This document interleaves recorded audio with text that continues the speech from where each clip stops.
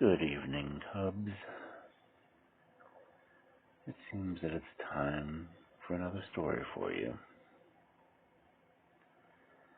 This one is a bit long, not quite as long as the facts of the case of M. Voldemar, but considering the current climate of the world right now, this might be an appropriate story. At least it was last year. The Masque of the Red Death. Again, by Edgar Allan Poe.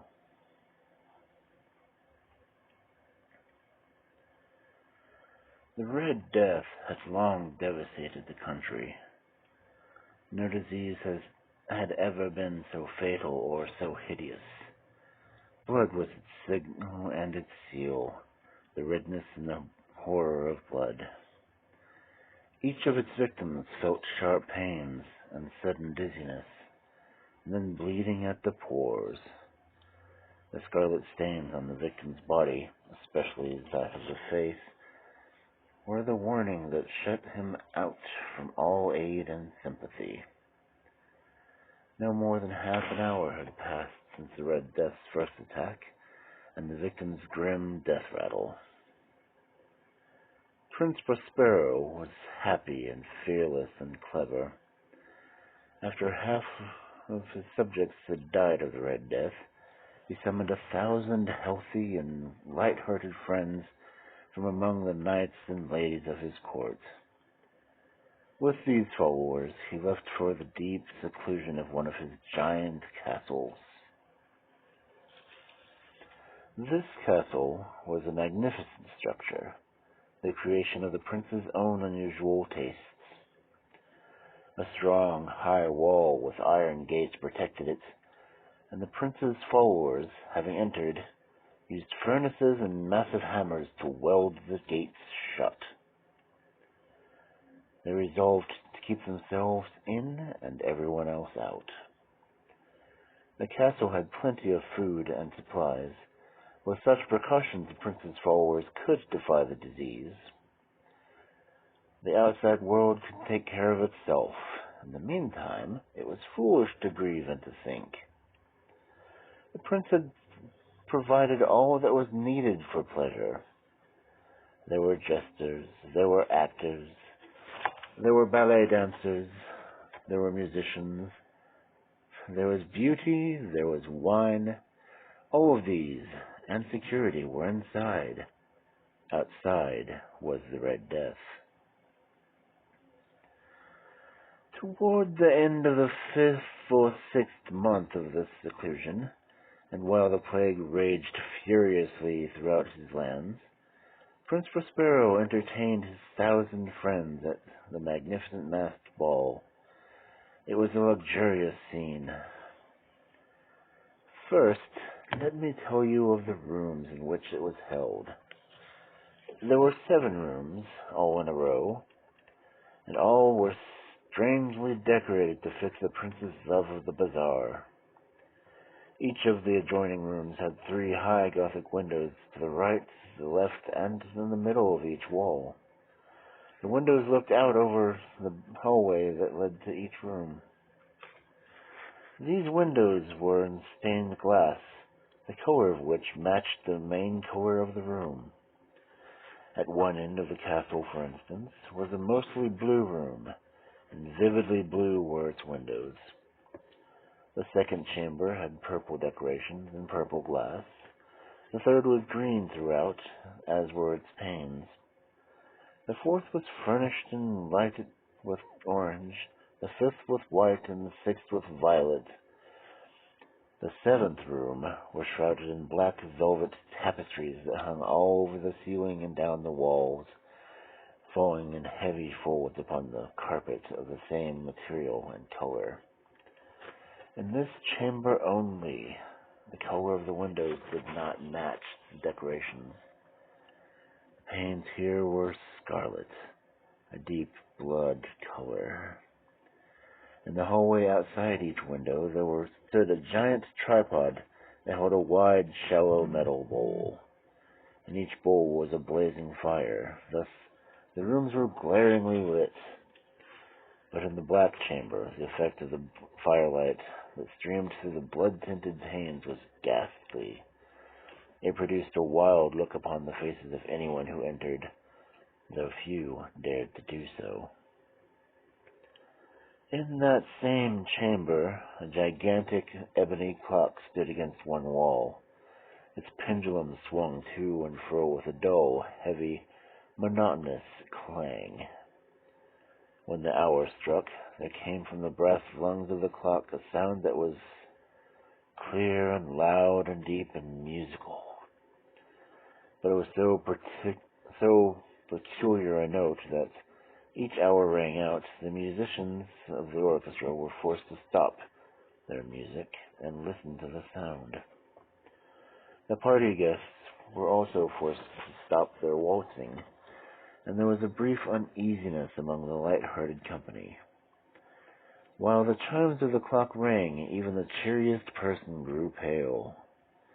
People who were more aged and thoughtful passed their hands over their brows as if in confused meditation. When the echoes had finally ceased, everyone broke out once again in gay laughter. The musicians looked at each other and smiled in whispering vows to each other that they would ignore the next chiming of the clock. After another 60 minutes passed, however, there came another chiming of the clock, and there was the same uneasiness and meditation as before. In spite of these things, it was a jolly and magnificent party. The prince's peculiar tastes had dictated the sort of costumes his party guests wore. There were much ghostly glare and glitter. There were oddly shaped figures with unusual limbs and features. There were the delirious touches of a madman. There was much of the beautiful, much of the bizarre, something of the terrible, and a great deal that could cause disgust. It seemed as though the 7 colorful chambers where the party was held were stocked by dreams that drifted in and about, taking color from the rooms and causing the orchestra's wild music to seem like the echo of their steps. And always there was the hourly strikes of the ebony clock. At those times all was still, all was silent except for the clock. The dreams went stiff, frozen as they stood, until the echoes of the chime died away. They lasted but an instant, then a light laughter floated after them, and they departed. Through it all, none of the masqueraders went into the black room, for as the night slipped away, the bloodier light flowed through the scarlet window panes. The blackness of the curtains was appalling. The other rooms were crowded, and in them the heart of the life of the party beat. The party went whirling on until finally there began the sounding of the midnights upon the clock. When the music stopped, as I have said, and the waltzers grew quiet, there was an uneasy end of all things as before. At the same time, many party guests noticed a masked figure who had caught no one's attention until now. The rumor of this new presence spread around, creating a buzz of whispers. At first, people were surprised, then disapproving, but they quickly became repulsed and terrified. In an assembly of ghosts such as I have described, no ordinary costume could have caused such a sensation.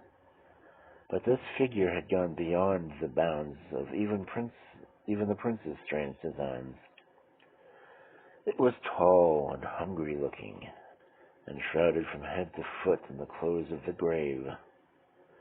The mask that concealed the face looked so much like a stiffened corpse that it was impossible to figure out where the mask began and ended. Yet all of this might have been endured, if not approved, by the wild party guests around, but for one thing. The masquerader had gone so far as to imitate the symptoms of the Red Death. His clothes were dabbed in blood. His brow and all his facial features were sprinkled with the scarlet horror. When the eyes of Prince Prospero fell upon this ghastly image, his guests saw him shudder with either terror or distaste. In the next instant, his face reddened with rage. "Who dares?" he demanded coarsely of his followers. "Who dares to insult us with this mockery? Seize him and unmask him, that we may know whom we have to hang at sunrise." Prince Prospero stood in the blue chamber as he uttered those words. His words rang throughout the 7 rooms loudly and clearly, for the prince was a bold and robust man, and the musicians and every guest had become hushed at the waving of his hand. Such a bold and clear command, no one put forth the hand to seize the intruder. Instead, he walked slowly and deliberately past Prince Prospero. The masquerader then passed within a yard of the prince, but the vast assembly of guests shrank away from the centers of the rooms towards the walls. The newcomer strode uninterrupted. He moved deliberately and solemnly through each chamber until he had almost reached the final one of black. It was then, however, that Prince Prospero became maddened with rage over his own momentary cowardness. He rushed towards the masquerader, following him through each of the rooms. No one followed the prince on account of the deadly terror that had seized all. Prince Prospero held a dagger over his head as he approached the figure within 3 or 4 feet. But just as the masquerader reached the black chamber, he turned suddenly and faced the pursuing prince. There was a sharp cry, and the gleaming dagger dropped upon the black carpet.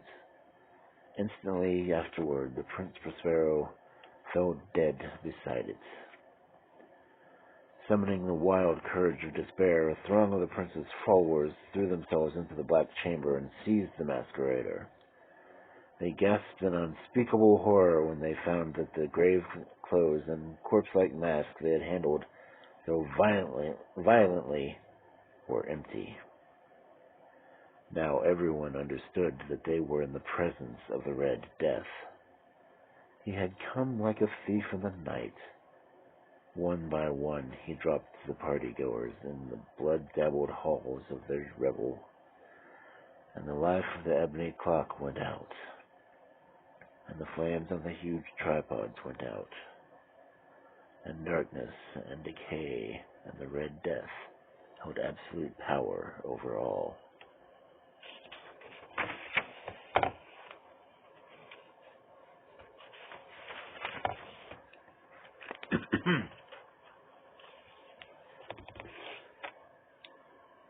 Well, Cubs, there's your story for tonight.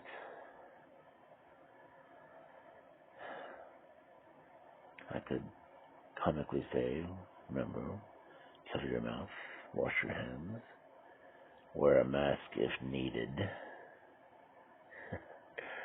But let's not make it political, shall we? Anyway, rest well. You've had your glass of water. You've had your story. Don't go to bed, my cubs. Curl beneath your warm covers and dream. For tomorrow you will wake up and it will be another day. I do hope that you have pleasant dreams. Good night, my cubs.